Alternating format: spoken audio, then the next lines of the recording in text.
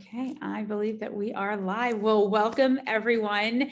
This is a very special NCVLI Facebook Live, where we are going to be highlighting our rich history of partnering with military survivors of gender-based violence, including ensuring that victims' rights are enforced throughout civilian military criminal justice systems. So a little bit about the work that NCVLI has done in this area. We have helped envision and launch the first trained cohort of 60 Special Victims Counsel program in the Air Force, and also trained its first cohort of 60 judge advocate generals, all on victims' rights. So one aspect of NCVLI's work is an effort funded by the Department of Justice through the Office of Violence Against Women in partnership with NOVA, the National Organization for Victims Assistance. And what that is on training and technical assistance for criminal justice professionals who respond to military members, both active duty and veterans, and families who are victimized by sexual assault, domestic violence, dating violence, and/or stalking. We're working to provide technical assistance that builds and strengthens military-civilian partnerships and the coordinated community response teams, the CCRs, that facilitate trauma-informed, survivor-centered services and legal advocacy tailored to the unique needs of this violence. So I'm your host, Jennifer Storm, and today I'm so excited to bring to you this incredible survivor. Her name is Tasia Crawford from Forever Crowned. So welcome, Tasia. And first of all, thank you so much for doing this, but also thank you for your service. I want to preface this by saying that you and I got connected. I kind of stumbled on your Instagram account because you started posting these incredible videos and images that really captivated me. And they were centered around raising awareness about sexual violence within the military. And so I immediately hit the follow button and I immediately messaged you and was like, we need to talk, we need to meet. And so I was just really drawn to your post and the work that you're doing. And thank you. I'm so grateful that we had the chance to connect. So tell me a little bit about yourself. Tell me about Forever Crowned and what made you launch this awesome effort on social media?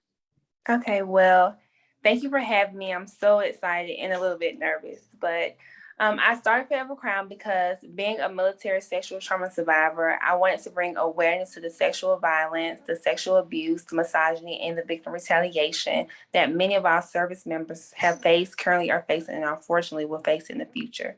So I just wanted to create a platform because it was part of my healing. I want to be activism through healing, basically.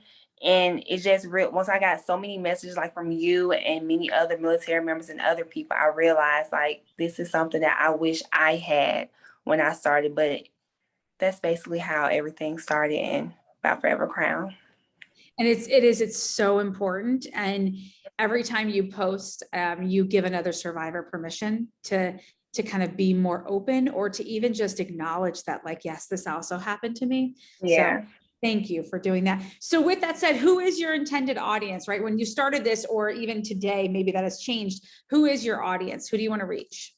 It definitely has changed. Initially, my intended audience was for MST survivors, but after receiving so many messages from men and women that are not in the military as well as in, I realized that my message is not exclusive to only survivors in the military. It's for everybody, and everybody can learn something. Everyone has a role with playing in ending sexual violence. So now it's for any and everybody, the whole world.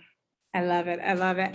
So we know obviously everyone is unique and every survivor's story is unique. And we also know that many military connected survivors often encounter unique challenges, right? When reporting and seeking help due to a variety of factors, such as concern for your career, right? Your geographical location and the isolation that creates, the frequent moves, the dependence on military income and benefits. So tell us a little bit about what it was like for you to kind of break your silence with all of those kind of barriers around you. Initially it took me, I was assaulted in 2013. I didn't break my silence till March 1st of this year. The one thing that was very scary for me to break my silence is just to give a brief overview of what happened to me. After I reported my assault, I was hospitalized for 2 months, put in mental health ward, and was diagnosed with psychosis. So that in itself scared me to want to speak out because I was the victim, and to see that I'm the one being hospitalized, I'm on the verge of getting kicked out. And once I was able to stay in and prove that I was fit for duty, it made me want to just sit back and be silent and just do my job. So once I got to the point where I realized like enough is enough, like I'm not going to be in anymore, because I was scared to speak up like I'm doing right now with Forever Crown while I was in, because of things like victim retaliation.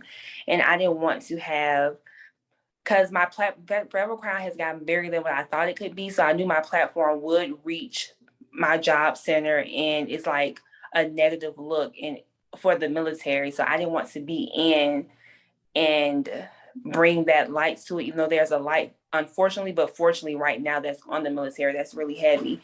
So once I was out, I had the courage. I started going to therapy, and I realized like I could have done it while I was in. Like nothing, of course, I would have had, a lot of ups and downs and like scary moments, but I wish I did do it while I was in, because now I'm like, I feel like I was scared, which I was, but now it just made me a better person, made me realize like, no, for the ones that are going through it right now, speak up while you're in. You don't have to wait till you're out.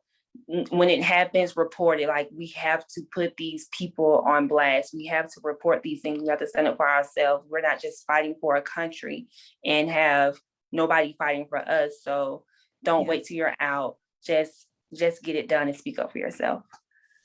I'm grateful that you found your voice in the time that felt safe and comfortable for you, right? That's the most important, is accessing those services and getting those resources that help survivors find their voice. So for advocates and for victims' rights attorneys who may be unfamiliar with military culture, right, because it's unique and it's different, and want to kind of expand their work to support military connected survivors, what do you want them to know or to better understand about the unique needs and challenges and experiences of many military connected survivors? Like, I know you had both civilian assistance and military-based assistance. So for those out there, especially in the NCVLI community that are doing this victims' rights work, what do you want them to know? What is like critical for them to know when engaging military connected survivors? What I want to know is that we need you all. Like, cover-ups is a really big issue in the military. Oftentimes, someone who has been accused of any kind of misconduct, it has been reported before 9 times out of 10, but the failure to properly hold those individuals accountable for their misbehavior is at an all-time low. So things like that, and some of the things that we face also is, like I said earlier, was victim retaliation and the lack of support and having the conflict of interest. But fortunately, we recently had the opportunity where commanders is taken out of their hands.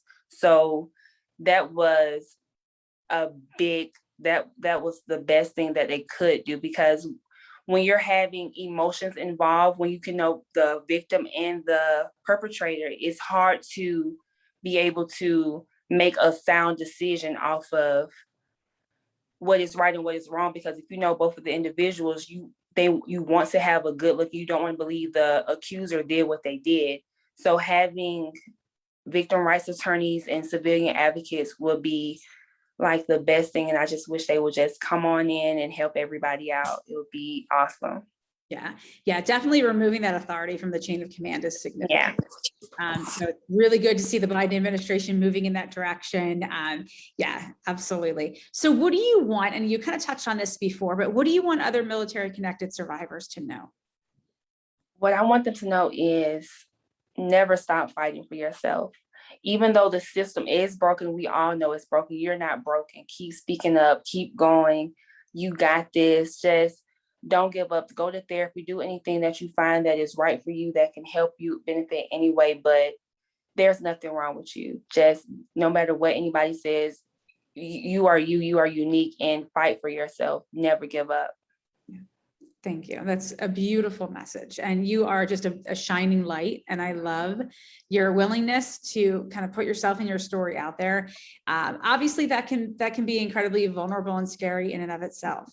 And so thank you. Just thank you on behalf of NCVLI. Thank you on behalf of myself as a fellow survivor for doing this and trying to make the world a better place for those that are impacted by military sexual violence. Is there anything else that I didn't ask you that you want individuals to know? No, get connected with NCVLI. It's a great program. It's awesome. It's just amazing, because I didn't know about this. I only knew about Protect Our Defenders, which helped me out a lot with my stuff. But having a program like this is so I get really emotional. I'm trying not to get emotional, but having a program like this is so, I can't even put it into words, but it's just amazing to see that we have people that care. Yeah. Because at the lowest points of our lives, when our trust is betrayed and we feel like we have nobody to turn to see that people are fighting for us even when we don't know them. Yeah. It's just amazing. And I thank you so much for reaching out. And I thank you for introducing me to NCBLI and seeing my work and making me feel as if what I'm doing is worth it. Because some days I feel like it's not. So yeah. Oh, it's so awesome. It's so worth it, Tasia. Truly, truly. Mm-hmm. There are survivors out there. I know you've gotten tons of DMs and messages, but I can tell you that for every one of those messages that you've gotten, there's that survivor that has scrolled past your page and seen themselves and just hasn't yet had the courage or ability to reach out yet. So just know that even if you aren't getting that positive feedback that I hope you get every day, there are people that are seeing you. You are being heard, you are being seen, and you are just valued. And I'm so grateful to know you. And I hope that we continue to work together. So let's talk about Forever Crown. Where can people find you? Where can they learn more about you? On Instagram, you can find me at Forever Crown, and it's FOREVERCRONED with 2 underscores. Facebook, you can find me at Forever Crown, no underscores. Twitter, it's going to be Forever Crown as well, but it's 4 and an EVERCROWNED. Wonderful. Great. Well, again, Tasia, thank you. You did it. This was the first Facebook Live and you were phenomenal. So thank you again so much. And for those of you out there who don't know enough about the National Crime Victim Law Institute, please take the time to visit our website at ncvli.org. A lot of individuals don't realize how much training and technical assistance NCVLI does. And if there is an avenue where victims' rights are at stake, please be sure that NCVLI is at that table in some way. And so we can help. We might not be able to have boots on the ground in the exact geographic region you're in, but we will help you with resources, with research. The staff at NCVLI care. They're amazing. And this is really the fundamental core mission of NCVLI. So please go to our website, submit a technical assistance request if you have a need. If there is training that you're looking to have, we are about to have this incredible military toolkit that is going to go up and live on our website that our amazing staff are working on right now that are going to offer so many unique resources to this specific population. So please keep checking back at NCVLI. And again, Tasia, just thank you so much. And thank you guys for tuning in. Till next time, we'll see you soon. Bye. Bye.